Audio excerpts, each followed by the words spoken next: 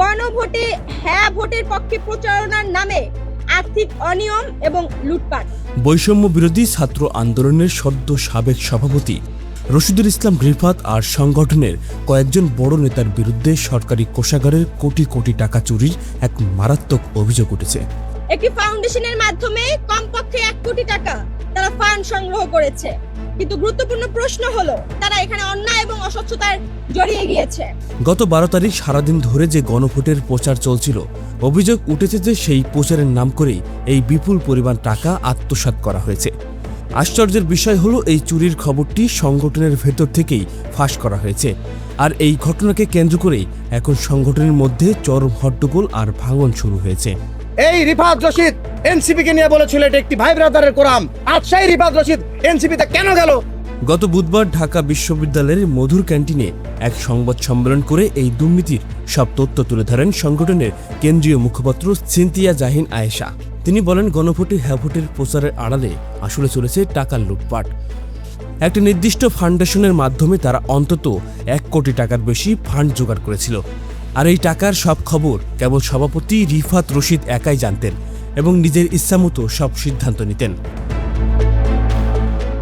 জুলাই মাসের আন্দোলনে যে সংগঠনটি রাজপথে ছিল, সেখানে এখন নিজেদের মধ্যে মারামারি আর কোন্দল এমন পর্যায়ে পৌঁছেছে যে কেন্দ্রীয় কমিটি ভেঙে দিতে হয়েছে।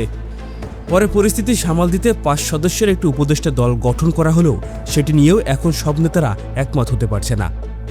এই কমিটি গঠন নিয়ে সাধারণ কর্মীদের মধ্যে ব্যাপক অসন্তোষ দেখা দিয়েছে। এরই মধ্যে ওই টাকার আসল উৎস আর লেনদেন খুঁজে বের করতে বাংলাদেশ ব্যাংকের কাছে চিঠি দেওয়া হয়েছে। সংবাদ সম্মেলনে জানানো হয়েছে যে ব্যাংক থেকে জবাব এলেই তারা আইনগত ব্যবস্থা নেবেন এবং পরবর্তী সংবাদ সম্মেলনের মাধ্যমে সবাইকে সব পরিষ্কার করে জানাবেন। পাশাপাশি ঘটনার মোড় আরও পাল্টে যায় যখন জানা যায় সভাপতি রিফাত রশিদ এবং দপ্তর সম্পাদক শাহাদাত হোসেন সহ কয়েকজন প্রধান নেতা এরই মধ্যেই নতুন একটা রাজনৈতিক দল জাতীয় নাগরিক পার্টিতে নাম লিখিয়েছেন। সংগঠনের মেয়াদ শেষ হওয়ার আগেই তাদের এভাবে চলে যাওয়াকে অনেকেই সন্দেহজনক মনে করছেন। সেই সাথে সংবাদ সম্মেলনে নেতারা সরাসরি অভিযোগ করেছেন যে কোটি কোটি টাকা মেরে দেওয়ার ঘটনা যাতে কেউ ধরতে না পারে, সেই জন্য এই শীর্ষ নেতারা সুপরিকল্পিতভাবে সংগঠন ছেড়ে পালিয়েছেন। নেতারা জানান, সাধারণ মানুষের কাছে দায়বদ্ধতা থেকেই এই চুরির সত্যতা ফাঁস করা হয়েছে। এমনকি তারা এও অভিযোগ করেন যে অভিযুক্তরা একসময় তাদের মোবাইল কিনে নিয়েছিল।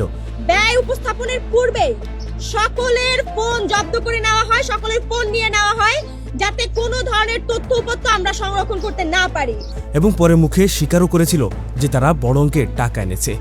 অন্যদিকে এই এত সব অভিযোগের বিষয়ে রশিদুল ইসলাম রিফাতের বক্তব্য জানতে তাকে বারবার ফোন করা হয়েছিল, এমনকি হোয়াটসঅ্যাপে মেসেজ দিলেও তার পক্ষ থেকে কোনো উত্তর পাওয়া যায়নি। তিনি পুরোপুরি বিষয়টি নিয়ে একদম চুপ হয়ে আছেন।